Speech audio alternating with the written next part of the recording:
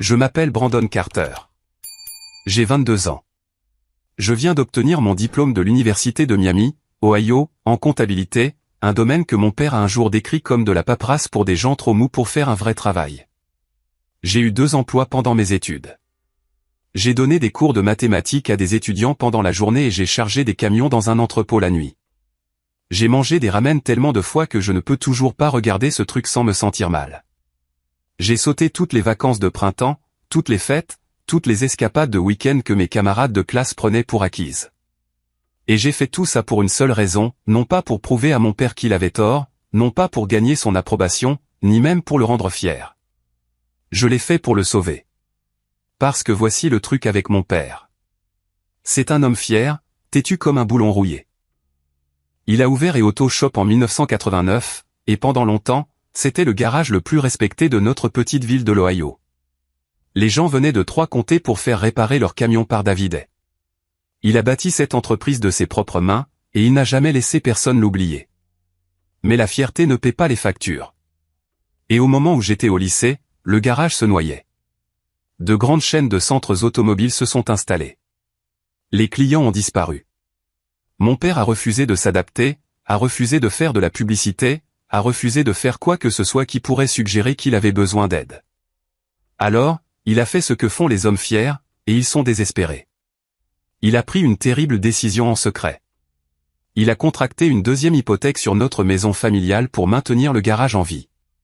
Ça n'a pas marché. À ma 2e année d'université, mes parents étaient à 3 mois de tout perdre. La maison où j'ai grandi, le garage que mon père a construit, tout ce que le nom avait jamais représenté. Et mon père n'en a jamais parlé à personne. Ni à ma mère, ni à ma grand-mère, ni à ma sœur. Il a porté ce poids seul, le laissant l'écraser de l'intérieur tout en reportant sa peur et sa honte sur la cible la plus facile disponible. Moi. Le fils qui a choisi les livres plutôt que les clés à molette. Le fils qui voulait quelque chose de différent. Le fils qui, à ses yeux, avait déjà abandonné la famille en refusant de suivre ses traces. Mais je savais. Je l'ai découvert par accident un soir. Et une fois que je l'ai su, je ne pouvais plus l'ignorer. Je ne pouvais pas faire semblant. Je ne pouvais pas traverser cette scène de remise de diplôme et accepter mon diplôme pendant que tout l'avenir de ma famille s'effondrait en coulisses. J'ai donc élaboré un plan de 2 ans qui m'a coûté mon sommeil, ma vie sociale et presque ma santé mentale. Et le jour de la remise des diplômes, j'ai remis à mon père les résultats de ce plan dans une mallette verrouillée. Ce qu'il a trouvé à l'intérieur a tout changé. J'ai grandi à Willow Creek, Ohio, une petite ville à environ 45 miles à l'est de Dayton, où tout le monde connaissait tout le monde et où la réputation de votre famille vous suivait comme une ombre.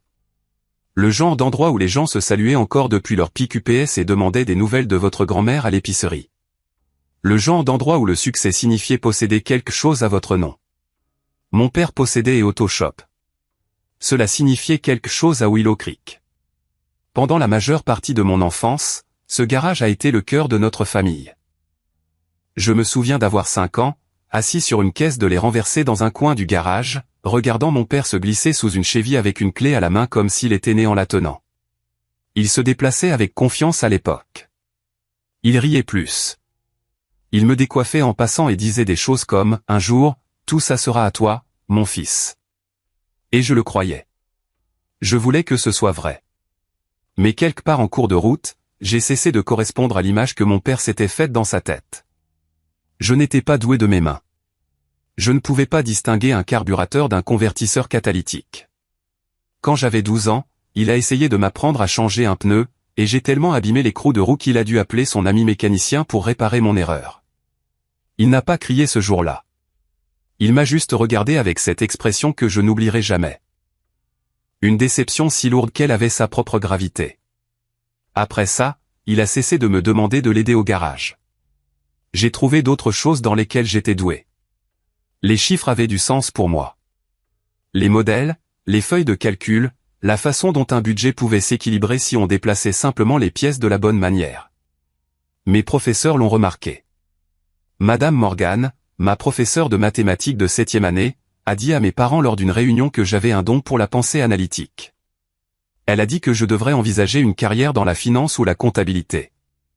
La réponse de mon père a été pour qu'il puisse compter l'argent des autres au lieu de gagner le sien.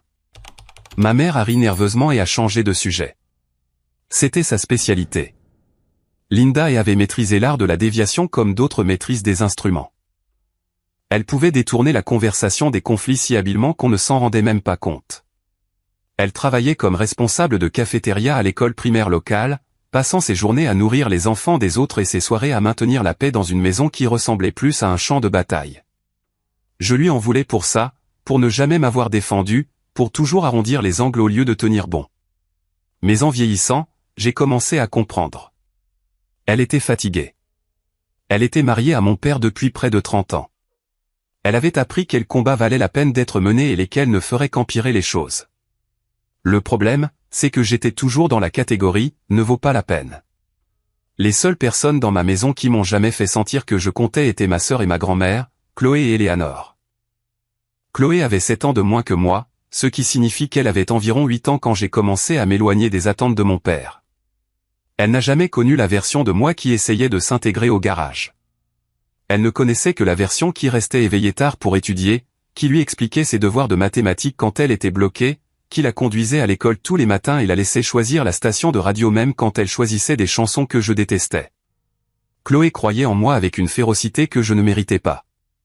C'est elle qui a fait un calendrier de compte à rebours pour ma remise de diplôme. C'est elle qui a supplié nos parents de réserver un bon restaurant pour un dîner de célébration. C'est elle qui a passé 3 jours à recouvrir une pancarte de colle à paillettes et de découpe de magazines parce qu'elle voulait que je la voie dans la foule et que je sache qu'au moins une personne était fière. Et puis il y avait grand-mère Eleanor. La mère de mon père avait 79 ans, était vive comme l'éclair et confinée à un fauteuil roulant après un AVC 5 ans plus tôt. Elle vivait avec nous dans la chambre du fond qui était autrefois un bureau. La plupart des gens faisaient l'erreur de penser que son état avait émoussé son esprit. Ce n'était pas le cas. Eleanor y voyait tout. Elle entendait tout et elle comprenait bien plus que quiconque ne lui en donnait le crédit.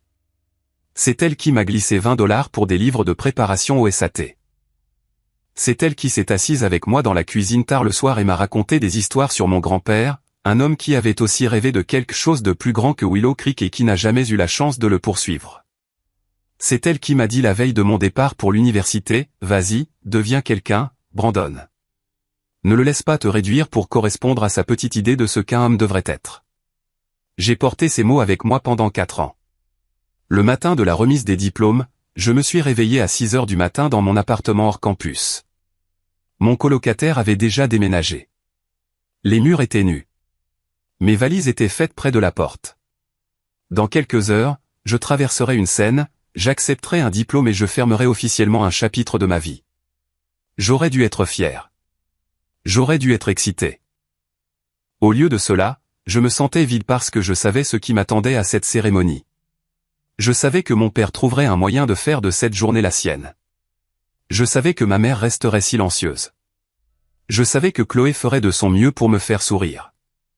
Et je savais que grand-mère Eleanor regarderait depuis son fauteuil roulant, voyant tout et ne disant rien jusqu'au moment où cela compterait le plus. Et je savais ce qui se trouvait dans le coffre de ma voiture, une mallette que j'avais mis 2 ans à remplir. Un secret si lourd que je n'avais pu le dire à personne. Je me suis tenu devant le miroir de la salle de bain et je me suis regardé longuement. Je reconnaissais à peine la personne qui me regardait. J'avais perdu 7 kilos depuis ma première année, non pas exprès, juste à force de trop travailler et de trop peu dormir. Mes yeux avaient ce regard fatigué et méfiant qui n'était pas là avant. Mais j'avais réussi. Contre toute attente que mon père avait dressée contre moi, j'avais réussi. J'ai mis ma toge et ma toque. J'ai pris mes clés et j'ai conduit jusqu'à la cérémonie avec les fenêtres baissées, laissant l'air chaud de me remplir la voiture, essayant de me convaincre que tout allait changer. Je ne savais tout simplement pas encore à quel point j'avais raison. La cérémonie s'est déroulée en plein air sur le quadrilatère principal de l'université, un vaste espace vert entouré de vieux bâtiments en briques et de chênes qui étaient là depuis plus longtemps que quiconque ne pouvait s'en souvenir. Des chaises pliantes s'étendaient sur la pelouse en rangées soignées, remplies de milliers de diplômés en toge noire assortis. Le soleil était brillant et chaud, le genre de journée de printemps parfaite qui semblait avoir été commandée spécialement pour l'occasion. J'ai trouvé ma place au milieu de la section R et j'ai essayé de calmer ma respiration. Mes mains étaient moites. Je n'arrêtais pas de les essuyer sur ma toge, mais ça n'aidait pas. Mes camarades de classe riaient et prenaient des selfies, se serraient dans les bras et parlaient de leurs projets d'été. J'ai souri quand les gens m'ont regardé, mais je n'étais pas vraiment là. Mon esprit était ailleurs. J'ai balayé la foule du regard jusqu'à ce que je trouve ma famille. Ma mère était assise au 3e rang de la section des invités, serrant son sac à main des 2 mains comme s'il pouvait s'envoler. Elle portait une robe à fleurs que je n'avais jamais vue auparavant, probablement achetée spécialement pour l'occasion. Son visage avait cette expression tendue et nerveuse qu'elle portait toujours lorsqu'elle se préparait à ce que quelque chose tourne mal. À côté d'elle se trouvait Chloé, qui rebondissait sur son siège d'excitation, tenant cette pancarte recouverte de paillettes et l'agitant chaque fois qu'elle pensait que je regardais dans sa direction. Même de loin, je pouvais voir son sourire. C'était la chose la plus authentique de toute cette foule. Grand-mère Eleanor était assise au bout de la rangée dans son fauteuil roulant, un chapeau à large bord la protégeant du soleil. Elle ne souriait pas, mais quand ses yeux ont rencontré les miens à travers la mer de Jean, elle m'a fait un seul lent signe de tête. Ce signe de tête signifiait plus pour moi que n'importe quel applaudissement. Et puis il y avait mon père. David était assis, les bras croisés sur sa poitrine, la mâchoire serrée dans cette expression familière d'impatience. Il ressemblait à un homme qui avait mieux à faire. Il portait sa bonne chemise en flanelle, celle qu'il réservait pour les funérailles et l'église à Pâques, mais il n'avait pas pris la peine de la repasser. Sa posture criait qu'il faisait une faveur à tout le monde rien qu'en se présentant. Je me suis retourné et j'ai fixé la scène, me forçant à tenir les 2 heures suivantes. La cérémonie elle-même a été longue, des discours sur l'avenir et les possibilités, sur les portes qui s'ouvrent et les nouveaux chapitres qui commencent. Le major de promotion a parlé de résilience. Le président de l'université a parlé d'héritage. Rien de tout cela ne m'a touché. Je comptais juste les minutes, attendant que mon nom soit appelé pour que je puisse traverser cette scène, serrer une main, accepter un morceau de papier et en avoir enfin fini. Quand ils ont appelé mon nom, je me suis levé et je me suis dirigé vers la scène. La marche m'a semblé plus longue qu'elle n'aurait dû. Je pouvais entendre Chloé crier depuis la foule, sa voix perçant les applaudissements polis comme une cloche. J'ai jeté un coup d'œil à ma famille en traversant la scène. Ma mère applaudissait. Grand-mère Eleanor avait les mains levées. Mon père regardait son téléphone. J'ai accepté mon diplôme, j'ai serré la main du doyen et je suis descendu de l'autre côté de la scène. C'était fini. 4 ans de travail, de sacrifice et d'épuisement, et c'était enfin fini. Après la fin de la cérémonie, les familles ont envahi la pelouse. Partout où je regardais, il y avait des parents qui serraient leurs enfants dans leurs bras, prenaient des photos, riaient, pleuraient et célébraient. Je me suis frayé un chemin à travers la foule vers ma famille, diplôme à la main, essayant de me convaincre que peut-être aujourd'hui serait différent. Peut-être que mon père me surprendrait. Peut-être qu'il me serrerait la main, me regarderait dans les yeux et dirait quelque chose de gentil. J'aurais dû m'en douter. Une famille voisine avait loué un petit système de sonorisation pour sa propre célébration, du genre avec un microphone portable et un haut-parleur sur un support. Ils se relayaient pour porter des toasts à leur fille, une fille que je reconnaissais de mon cours de statistique. C'était adorable, sain, le genre de choses que les familles normales faisaient. Et puis j'ai regardé mon père s'approcher d'eux. Il a dit quelque chose au père de la famille, lui a tapé sur l'épaule comme s'ils étaient de vieux amis, puis lui a pris le micro des mains. Mon estomac s'est noué. David a tapoté le micro 2 fois, et le Larsen a percé le bruit de la foule. Les gens se sont retournés pour regarder. La conversation s'est arrêtée. Le visage de ma mère est devenu pâle. « Excusez-moi, tout le monde » a dit mon père, sa voix résonnant sur la pelouse.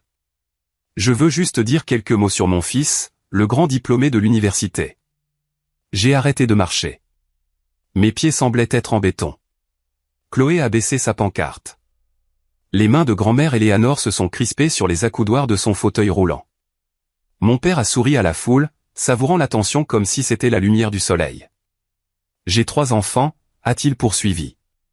Enfin, 2 qui ont bien tourné en tout cas. Quelques personnes ont ri. Un rire nerveux, incertain.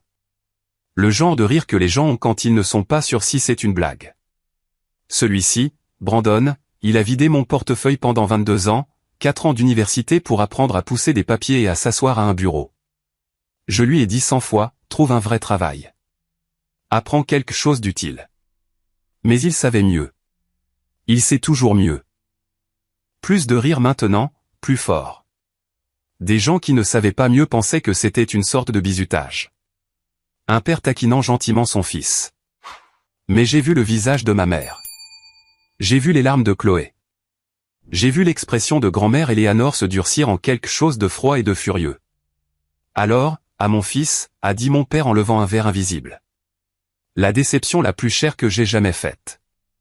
Il a rendu le micro à la famille confuse, souriant comme s'il venait de livrer la performance de sa vie. Les gens ont applaudi, certains ont même acclamé. Je suis resté figé au milieu de la pelouse.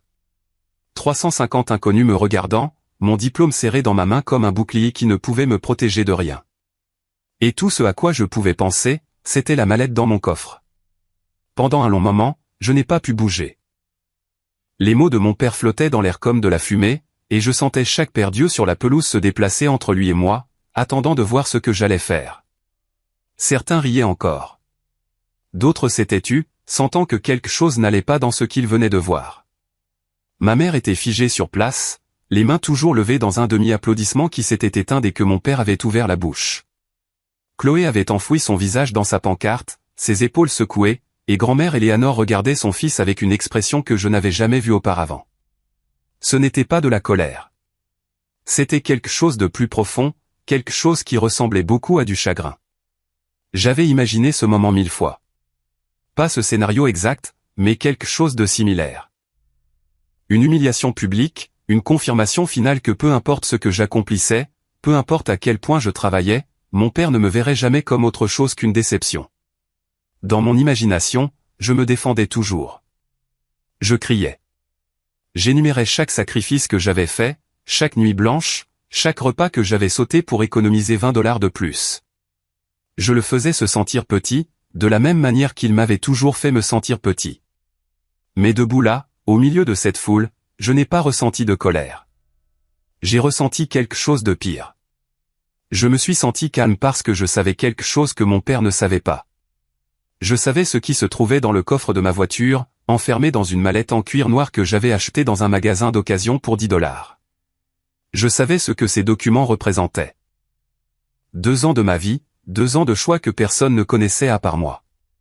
Tout a commencé l'été avant ma 3e année. J'étais rentré à la maison pour une visite de week-end, quelque chose que je faisais rarement parce qu'être dans cette maison, c'était comme porter une chemise de 2 tailles trop petite. Mes parents s'étaient couchés tôt et j'étais assis dans la cuisine à boire un verre d'eau quand je les ai entendus se disputer à travers les murs fins de leur chambre. La voix de ma mère était aiguë et tendue. « David, on ne peut pas continuer à faire comme si de rien n'était.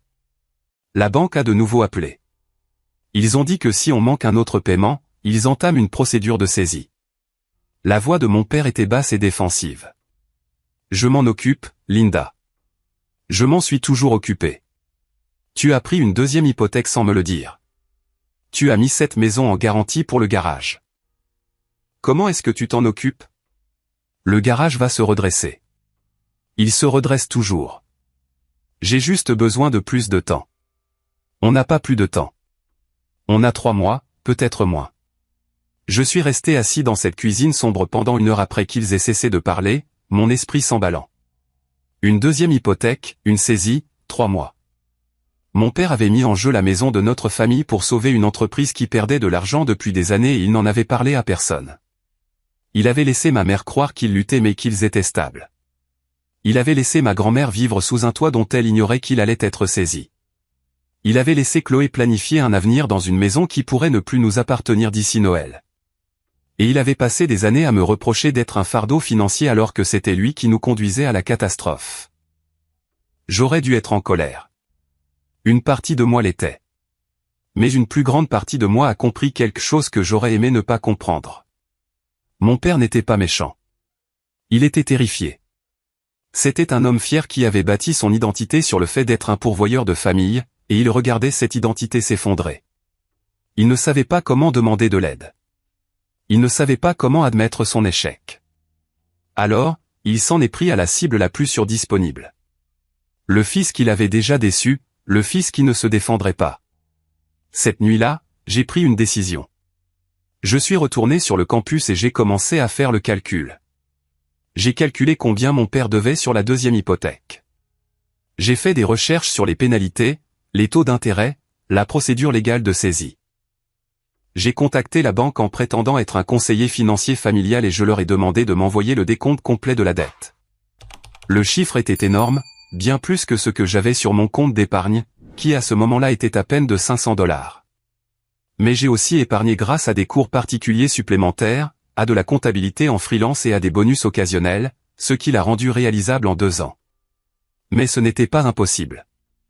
J'ai pris un deuxième emploi dans un entrepôt à 30 minutes du campus. L'écart allait de 22 h à 6 h du matin, chargeant des caisses sur des camions jusqu'à ce que mes bras aient l'impression d'aller tomber. J'ai commencé à donner des cours particuliers pendant la journée, facturant 15 $ de l'heure pour de l'aide en mathématiques et en comptabilité. J'ai accepté des projets de comptabilité en freelance pour de petites entreprises, travaillant sur des feuilles de calcul pendant mes pauses déjeuner et entre les cours. J'ai arrêté de manger au restaurant. J'ai arrêté d'acheter de nouveaux vêtements. J'ai arrêté de faire tout ce qui n'était pas absolument nécessaire pour survivre ou gagner de l'argent. Mon colocataire pensait que j'avais développé une sorte de trouble obsessionnel. Mes amis ont arrêté de m'inviter à des choses parce que je disais toujours non. Mes notes ont légèrement baissé parce que je fonctionnais avec 4 heures de sommeil la plupart des nuits.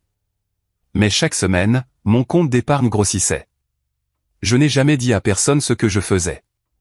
Ni à ma mère, qui aurait pleuré et essayé de m'arrêter. Ni à Chloé, qui était trop jeune pour porter un tel secret. Ni à grand-mère Eleanor, même si une partie de moi soupçonnait qu'elle savait déjà que quelque chose n'allait pas. J'ai porté le poids seul parce que c'était la seule façon que je connaissais de le porter. Une semaine avant la remise des diplômes, j'ai effectué le dernier paiement. Je me suis assis dans ma voiture devant la banque, tenant le reçu dans mes mains, et j'ai pleuré pour la première fois en 2 ans. La maison de la famille Carter était en sécurité. Le garage était payé. La dette de mon père était effacée. J'ai placé les documents dans une mallette avec une lettre que j'avais écrite et réécrite 6 fois. J'avais prévu de la lui donner après la cérémonie, en privé, sans fanfare. Un cadeau silencieux d'un fils qui ne voulait rien en retour, sauf peut-être enfin un moment de paix entre nous. Mais ensuite, il a pris ce micro et tout a changé. J'ai regardé mon père de l'autre côté de la pelouse, toujours souriant, acceptant toujours les félicitations d'étrangers qui le trouvaient drôle. J'ai regardé l'expression brisée de ma mère, les larmes de ma sœur, la fureur de ma grand-mère, et je suis allé à ma voiture. Le trajet jusqu'à ma voiture m'a semblé durer une éternité. Je sentais les gens me regarder, chuchoter, se demandant ce que le gamin silencieux en toge froissée allait faire après avoir été publiquement humilié par son propre père. J'ai gardé les yeux droits devant moi. Je n'ai pas regardé en arrière. Je n'ai donné à personne la satisfaction de me voir craquer. Ma voiture était garée à l'autre bout du parking, une Honda Civic de 12 ans avec une bosse sur le pare-choc arrière et un système de climatisation qui avait cessé de fonctionner il y a 2 étés. Je l'avais achetée avec mon propre argent quand j'avais 17 ans, et elle m'avait accompagné à travers chaque chapitre de ma vie depuis lors. Elle m'avait conduit à mon premier entretien d'embauche, à ma première visite d'université, à mon premier jour d'orientation de première année, et maintenant elle me portait à travers ça. J'ai ouvert le coffre et j'ai regardé la mallette qui se trouvait à l'intérieur. Elle n'avait rien de spécial à première vue, cuir noir et raflé au coin avec des loquets en laiton qui collaient un peu quand on essayait de les ouvrir. Je l'avais trouvée chez Goodwill pour 10 $ et je pensais qu'elle avait l'air assez professionnelle pour contenir quelque chose d'important. Je n'aurais jamais imaginé qu'elle contiendrait quelque chose d'aussi important. Je l'ai prise. Elle était plus lourde qu'elle n'en avait l'air, non pas à cause des documents à l'intérieur, mais à cause de ce qu'ils représentaient. 2 ans de ma vie, 2 ans de silence et de sacrifice, et de me réduire à néant pour que ma famille puisse garder les seules choses qui comptaient pour eux. J'ai fermé le coffre et je suis retourné vers la pelouse. La foule avait commencé à se disperser. Certaines familles se dirigeaient vers leur voiture. D'autres prenaient des photos finales devant les bannières de l'université. Mon père se tenait près de l'endroit où il avait fait son petit discours, parlant à un homme que je ne reconnaissais pas.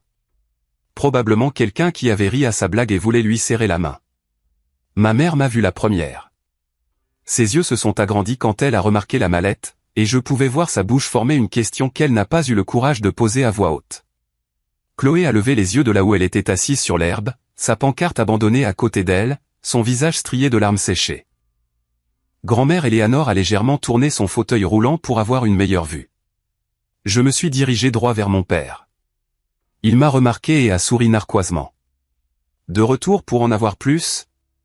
Je pensais que tu serais parti pleurer quelque part maintenant. Je n'ai pas répondu. J'ai juste tendu la mallette. Il l'a regardée, puis moi, puis de nouveau la mallette. Qu'est-ce que c'est censé être? Ton petit diplôme dans un étui de luxe? Tu veux que je sois impressionné? Ouvre-la, ai-je dit. Ma voix était stable. Je ne la reconnaissais pas.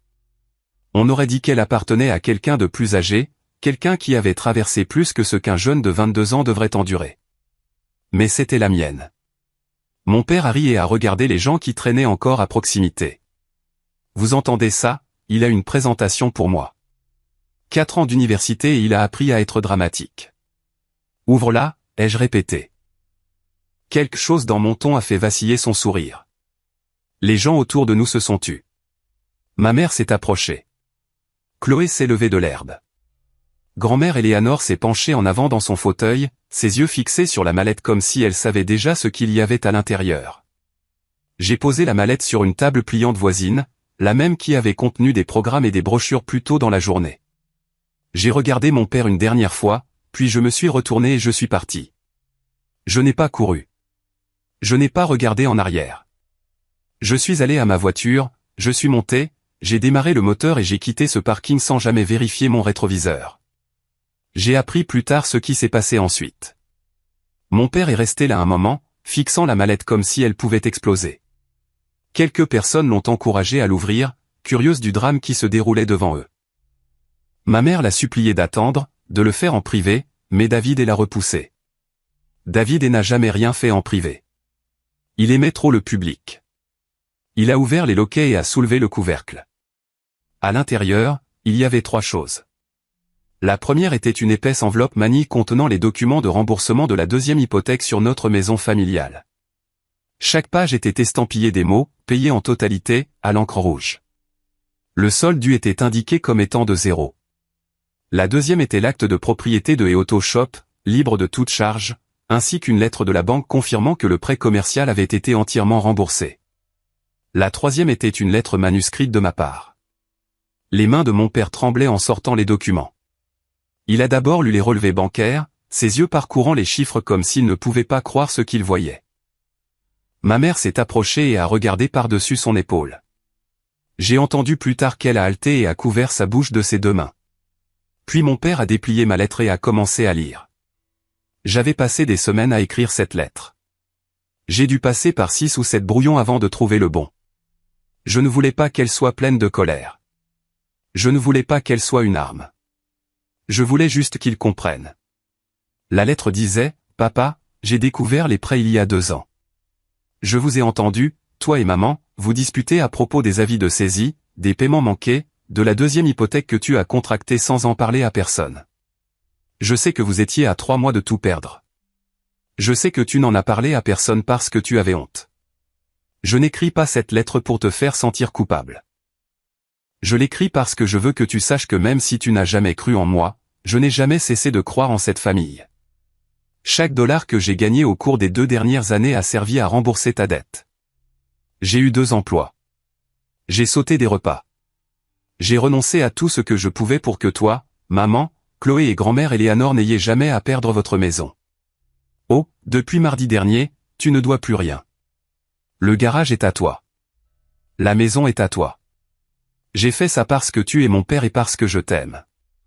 Même quand tu l'as rendu impossible. Je n'ai plus besoin que tu sois fier de moi. J'avais juste besoin que tu ailles bien. Brandon. Mon père a lu la lettre à voix haute. Sa voix s'est brisée à la 2e phrase et s'est complètement cassée à la 3e. À la fin, il ne lisait plus. Il sanglotait. Ses genoux ont fléchi et il est tombé sur l'herbe, là, devant tout le monde. Les documents se sont éparpillés autour de lui. Ma mère s'est agenouillée à côté de lui, pleurant et lui tenant les épaules. Chloé a couru et les a serrés tous les 2 dans ses bras, et grand-mère Éléanore s'est avancée en fauteuil roulant, a regardé son fils et a dit d'une voix assez forte pour que tout le monde à proximité l'entende, « Ce garçon vient de sauver toute cette famille. David, et tu l'as traité de gaspillage. » 350 personnes ont regardé en silence mon père s'effondrer. Je n'étais pas là pour le voir, mais je l'ai senti. Quelque part sur une autoroute à l'extérieur de Dayton, conduisant sans destination en tête, j'ai senti le poids que j'avais porté pendant 2 ans enfin commencer à se lever. J'ai conduit pendant 3 heures ce jour-là. Pas de destination, pas de plan, juste des kilomètres d'autoroute s'étendant devant moi et le bourdonnement du moteur remplissant le silence. J'ai éteint mon téléphone après la première douzaine d'appels de ma mère. Je n'étais pas prêt à parler. Je n'étais pas sûr de l'être un jour. J'ai fini sur une aire de repos quelque part près de la frontière de l'Indiana, assis sur le capot de ma voiture à regarder le soleil se coucher derrière une rangée de pins. Ma toge et ma toque étaient froissées sur la banquette arrière. Mon diplôme était toujours dans son étui en cuir, intact. Je venais d'obtenir mon diplôme d'université, j'avais accompli quelque chose pour lequel j'avais travaillé pendant 4 ans, et tout ce que je pouvais ressentir était du vide. Pas triste, pas en colère, juste creux, comme si j'avais tout versé dans cette mallette et qu'il ne restait plus rien en moi. Je suis resté à l'appartement d'un ami à Dayton pendant les 3 jours suivants. Tyler était un gars à qui j'avais donné des cours particuliers pendant ma 2e année, et il n'a pas posé de questions quand je suis arrivé à sa porte, l'air de ne pas avoir dormi depuis une semaine. Il m'a juste tendu un oreiller et a montré le canapé. C'était le genre d'ami dont j'avais besoin. Je n'ai pas répondu à mon téléphone. Je n'ai pas vérifié mes messages. Je ne voulais pas savoir ce que mon père avait dit après avoir lu cette lettre, car une partie de moi avait terriblement peur que ce ne soit pas suffisant. Que même après tout ce que j'avais fait, il trouverait encore un moyen de faire en sorte que ce soit à propos de lui. Qu'il transformerait mon sacrifice en une autre raison de me critiquer. Le 4e jour, on a frappé à la porte.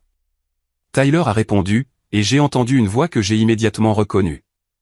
Basse, rauque, hésitante, d'une manière que je n'avais jamais entendue auparavant. Brandon est-il là? Je me suis assis sur le canapé.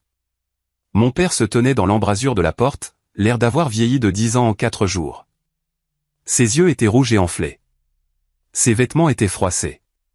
Il tenait une tasse de café de station-service dans une main et un journal plié dans l'autre, une vieille habitude qu'il avait chaque fois qu'il ne savait pas quoi faire de lui-même. Tyler m'a regardé. J'ai hoché la tête. Il s'est écarté et a laissé entrer mon père. Nous nous sommes assis l'un en face de l'autre dans le petit salon de Tyler, sans parler pendant ce qui a semblé une éternité. Je pouvais entendre l'horloge sur le mur tic-taquer. Je pouvais entendre mon propre cœur battre dans mes oreilles. J'avais imaginé cette conversation 100 fois, mais maintenant qu'elle se produisait, je n'avais aucune idée de quoi dire. Mon père a parlé le premier. Je ne savais pas, sa voix était à peine plus qu'un murmure. À propos de l'argent, de ce que tu as fait. Je ne savais pas, Brandon. Je sais que tu ne savais pas, ai-je dit. C'était le but. Il a baissé les yeux sur ses mains. Elles tremblaient. Je n'avais jamais vu les mains de mon père trembler auparavant. Ses mains avaient bâti toute une entreprise. Elles avaient réparé 1 millier de moteurs, remplacé 1 millier de pneus, tenu des outils avec une confiance absolue depuis aussi longtemps que je me souvienne. Maintenant, elles tremblaient comme des feuilles. J'ai passé toute ma vie à penser que la force signifiait ne jamais demander d'aide, a-t-il dit. Ne jamais montrer de faiblesse, ne jamais laisser personne vous voir lutter. Je pensais que si je te poussais assez fort, tu deviendrais dur comme moi. Je pensais que je te préparais pour le monde. Il a fait une pause et a pris une inspiration qui semblait lui faire mal. Mais tu n'es pas devenu comme moi, Brandon. Tu es devenu meilleur. Tu es devenu le genre d'homme que j'aurais dû être. Et j'étais si occupé à être déçu que tu ne suives pas mon chemin que je n'ai jamais pris le temps de voir le chemin que tu construisais toi-même. Je n'ai rien dit. Je ne pouvais pas. J'avais une boule dans la gorge de la taille d'un poing. Je ne mérite pas ce que tu as fait, a poursuivi mon père. Je ne mérite pas ton pardon. Je ne mérite même pas d'être assis ici en ce moment. Mais je te demande si tu me laisseras. Je veux essayer. Je veux être le père que j'aurais dû être. Je sais qu'il est tard. Je sais que j'ai perdu 22 ans, mais je ne veux pas perdre le temps qu'il nous reste. J'ai regardé mon père. Je l'ai vraiment regardé pour la première fois depuis des années. J'ai vu le gris dans ses cheveux qui n'étaient pas là quand je suis parti pour l'université. J'ai vu les rides autour de ses yeux, l'affaissement de ses épaules, la peur enfouie profondément sous la surface. J'ai vu un homme qui avait passé sa vie à construire des murs et qui les regardait enfin s'effondrer. Je ne lui ai pas pardonné ce jour-là. Le pardon n'est pas quelque chose que l'on donne comme une mallette pleine de documents. C'est quelque chose que l'on construit lentement, brique par brique, conversation par conversation. Cela prend du temps. Cela demande des efforts. Cela exige que les deux personnes se présentent, même quand c'est difficile. Mais j'ai accepté d'essayer. Au cours des mois suivants, les choses ont commencé à changer. Mon père est allé en thérapie pour la première fois de sa vie, quelque chose que je n'aurais jamais cru voir. Il s'est excusé auprès de ma mère pour les secrets qu'il avait gardés, pour le fardeau qu'il lui avait imposé sans qu'elle le sache. Il s'est excusé auprès de Chloé pour les années de tension qui avaient fait de notre maison une zone de guerre. Il s'est même excusé auprès de grand-mère Eleanor, qui lui a dit qu'elle attendait depuis 30 ans de l'entendre admettre qu'il avait tort sur quelque chose. Le garage a recommencé à faire des bénéfices. Sans le poids de la dette qui l'écrasait, mon père a pu se concentrer sur le travail qu'il aimait au lieu de simplement survivre. Il a embauché un jeune mécanicien pour l'aider, quelque chose qu'il n'aurait jamais fait auparavant. Il a même commencé à faire de la publicité, en installant un petit panneau sur l'autoroute qui disait « et Auto Shop, entreprise familiale ». Depuis 1989. J'ai pris un emploi dans un cabinet comptable à Dayton, assez près pour rendre visite les week-ends, mais assez loin pour avoir ma propre vie. J'appelle à la maison tous les dimanches. Chloé m'envoie des photos du garage et des nouvelles de ses cours. Elle envisage d'aller à l'université maintenant. Quelque chose dont elle n'avait jamais parlé auparavant. Elle dit qu'elle veut devenir enseignante. Et tous les quelques mois, je reçois un texto de mon père. Juste 3 mots, toujours les mêmes. Fier de toi. Je pensais autrefois que j'avais besoin de ces mots pour sentir que je valais quelque chose. Je pensais autrefois que si mon père les disait juste une fois, tout irait bien. Mais debout dans ce parking le jour de la remise des diplômes, le regardant se ridiculiser devant 350 personnes, j'ai réalisé la vérité. Je ne le faisais jamais pour son approbation. Je le faisais parce que c'est qui je suis. Je suis quelqu'un qui se présente même quand personne ne regarde. Quelqu'un qui aime même quand c'est difficile. Quelqu'un qui porte le poids parce qu'il doit être porté, non pas parce que quelqu'un me l'a demandé. Et si cela fait de moi une déception pour certaines personnes, alors je suis fier d'être ce genre de déception. Parce qu'à la fin, les gens qui comptent vous verront pour qui vous êtes vraiment. Et ceux qui ne le font pas, ils finiront par changer d'avis, ou pas. Quoi qu'il en soit, vous continuez. Vous continuez à construire. Vous continuez à devenir la personne que vous étiez toujours censé être. C'est la leçon que mon père ne m'a jamais apprise. C'est la leçon que je me suis apprise à moi-même. Si cette histoire vous a touché, si elle vous a fait réfléchir à votre propre famille ou à vos propres luttes, je veux que vous fassiez quelque chose pour moi. Appuyez sur ce bouton j'aime. Partagez cette histoire avec quelqu'un qui a besoin de l'entendre. Laissez un commentaire ci-dessous et racontez-moi votre histoire. Merci.